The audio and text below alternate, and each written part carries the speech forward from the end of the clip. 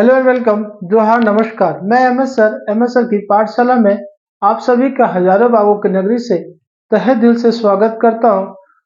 ना संघर्ष ना तकलीफ तो खाक मजा है जीने में। बड़े बड़े तूफान भी शांत हो जाते हैं जब आग लगे हो सीने में।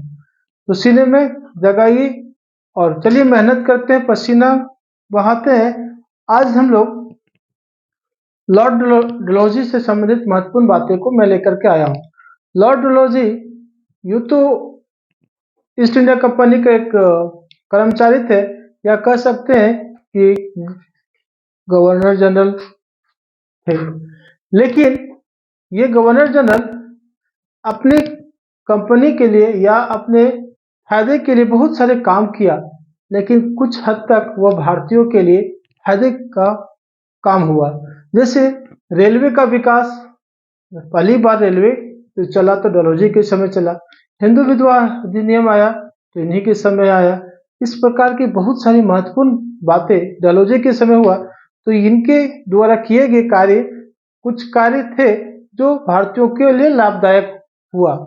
तो चलिए देखते हैं उनके द्वारा किए गए कुछ अच्छे कार्य और कुछ ऐसे कार्य जो भारतीयों को बहुत दुख और दर्द दिया था। उन सारे कार्यों को देखते हैं और शुरू करते हैं।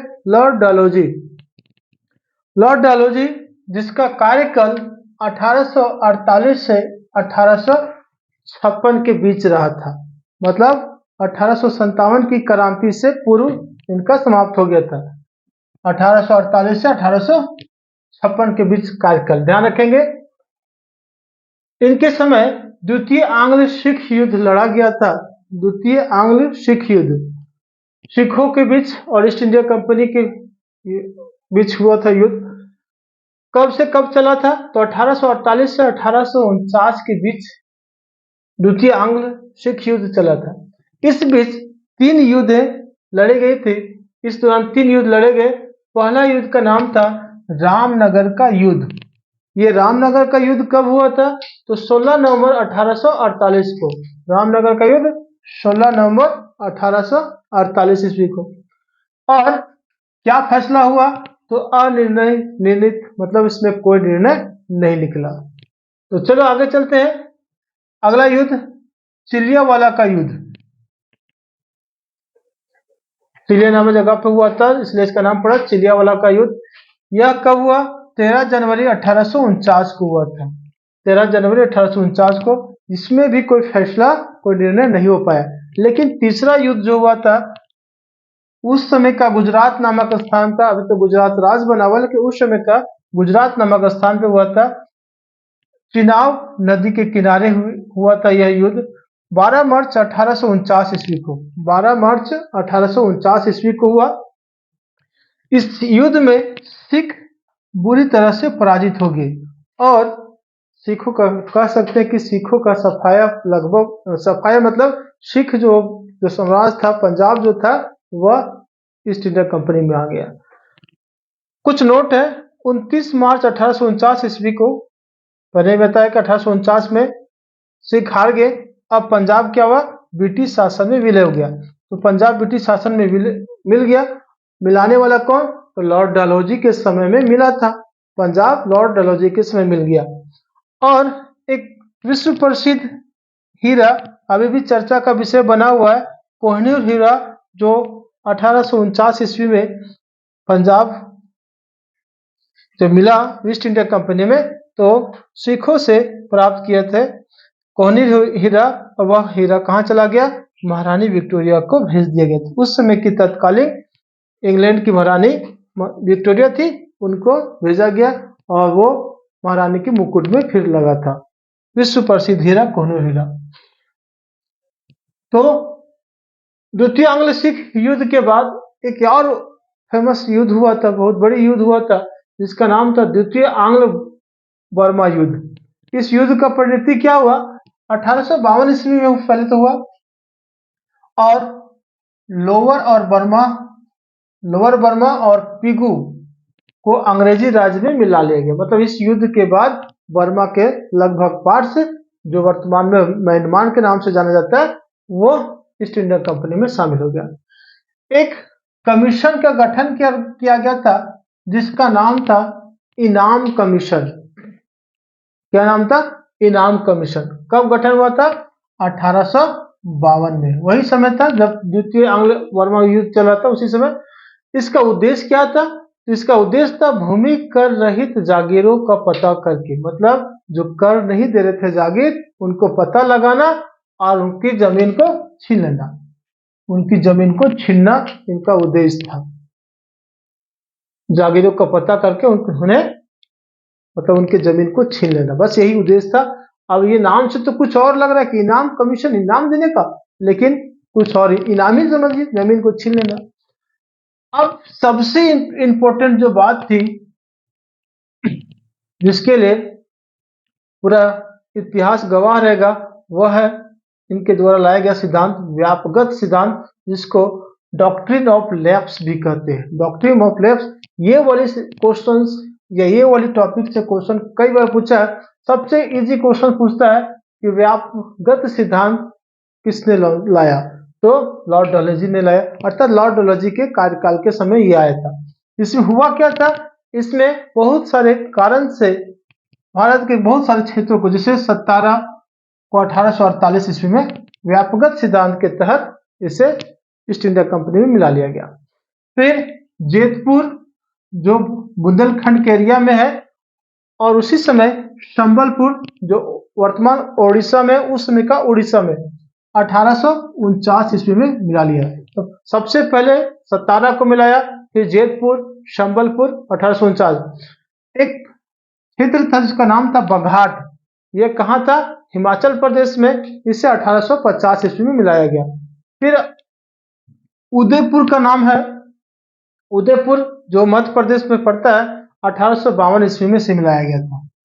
झांसी तो आप जानते ही हैं, झांसी को मिला लिया गया 1853 में, जिसके वजह से झांसी की रानी लक्ष्मीबाई ने पूरा 1857 की क्रांति के समय पूरा बढ़ चढ़ के भाग लिया था। नागपुर को भी मिला लिया गया था 1854 ईस्वी में, और 1856 ईस्वी में अवध को मिलाया गया था ईस्ट इंडिया कंपनी में। क्या लगाया गया था? कुशासन का आरोप लगाकर, क्या कुशासन का आरोप लगाया गया कि आपके अंदर शासन चलाने की क्षमता नहीं है, अब मैं शासन चलाऊंगा, आप छीन लिया गया। तो अवध को ईस्ट इंडिया कंपनी में 1856 ईस्वी में मिलाया गया। क्या कारण था? कुशासन का आरोप लगा। इतने सारे जो क्षेत्र जो ईस्ट इंडिया कंपनी में मिला लिया गया, इसका परिणाम हुआ कि यहाँ के जो शासक थे, जो राजा थे, महाराजा थे, वे लोग नाराज हो गए, और फिर परिणति हुआ 1857 की क्रांति का।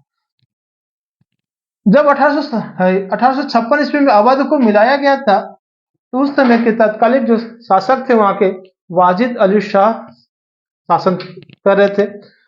और अवध का राज्य के संस्थापक, अवध राज्य के संस्थापक कौन थे? शहादत खान। 18वीं सदी में शहादत खान ने इसकी स्थापना किया था। और अंतिम कह सकते हैं वाजिद अली शाह।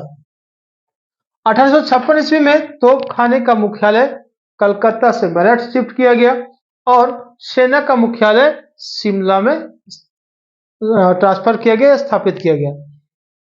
एक नोट है, सिक्किम पर आरोप क्या लगाते हैं ईस्ट इंडिया कंपनी की? वहां पे दो अंग्रेज अधिकारी गए थे, दो अधिकारी कह सकते हैं या डॉक्टर कह सकते हैं, दो अंग्रेज डॉक्टर थे, कि उनके साथ आप लोगों ने दुर्व्यवहार किया। अब आपका सजा यह है कि सिक्किम जो है वह ईस्ट इंडिया कंपनी में हो जाएगा। पता नहीं, सोचिए कैसे कैसे एक्सक्यूज करके ये मिला लिया गया भारत को, आधे क्षेत्रों को। एक शिक्षा के क्षेत्र में इनके समय आया था वुड डिस्पेस, जिसे शिक्षा का मैग्ना कार्टा कहा जाता है। इसका उद्देश्य था भारत में इस शिक्षा को सुधारना। मतलब सोचिए कौन सी शिक्षा का सुधारना होगा, आपको पता है।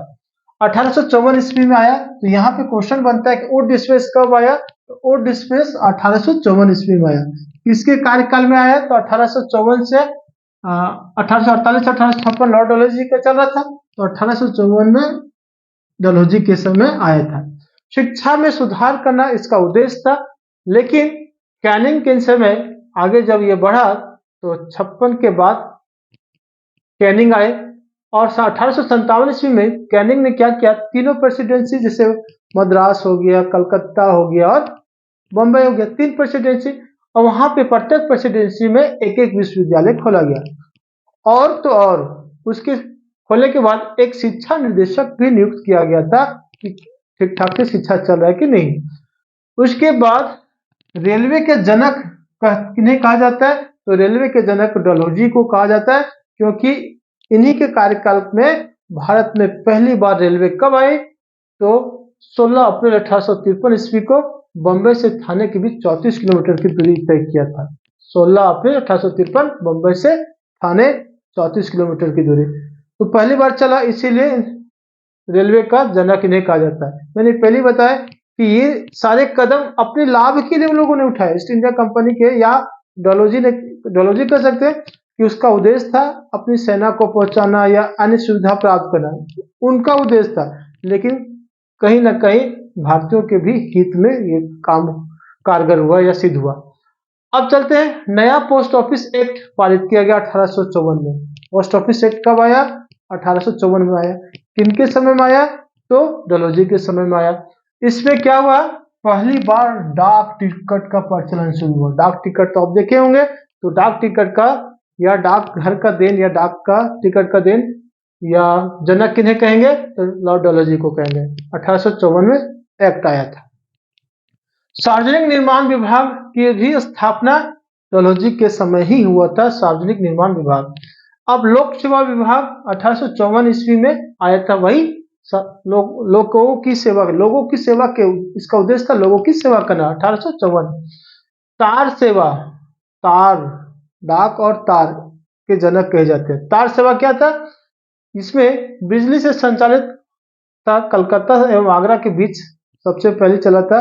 अभी फैक्स है ना, उसी तरह तार चलता था, कुछ शब्द में कुछ वाक्यों में लिख करके मैसेज किया जाता था, तो बिजली से चलने वाली थी। 1853 में आया था तार सेवा। तार सेवा भारत में पूर्णतः भी बंद है। ग्रीष्मकालीन राजधानी ऐसी तो कलकत्ता रहा था 1911 तक, लेकिन उस समय भी 1848 से 1856 तक, मतलब डलहौजी अपने कार्यकाल में क्या किया, ग्रीष्मकालीन राजधानी शिमला बना दिया।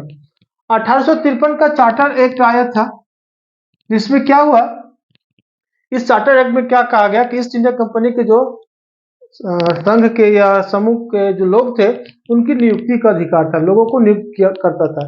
लेकिन अब क्या कहा गया कि प्रशासनिक अधिकारियों की नियुक्ति का अधिकार इनसे वापस ले लिया गया। बोला अब आप नहीं नियुक्त कर सकते हो, इसके लिए मैं लूंगा प्रतियोगिता परीक्षा, एग्जाम लूंगा। और फिर एग्जाम की व्यवस्था की गई और उम्र सीमा रखा गया 18 से 23 वर्ष। उसका जो कैटेगरी था उसमें नियम और शर्त जो थे, तो पहले एक शर्त था कि उम्र सीमा 18 से 23 रखा गया था। जिनका होगा, जो पढ़ा लिखा होगा, वही लोग को आएगा।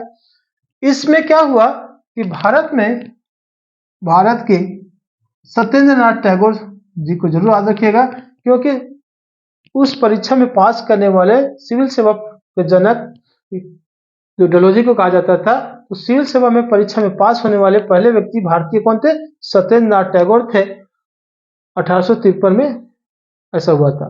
फिर समय बदला और 1922 में क्या हुआ कि अब ये परीक्षा दो जगह कराई जाने लगी। पहले तो सिर्फ लंदन में होता था, अब भारत के इलाहाबाद में, वर्तमान अभी इलाहाबाद प्रयागराज हो गया, इलाहाबाद, और इंग्लैंड की लंदन में परीक्षा होती थी।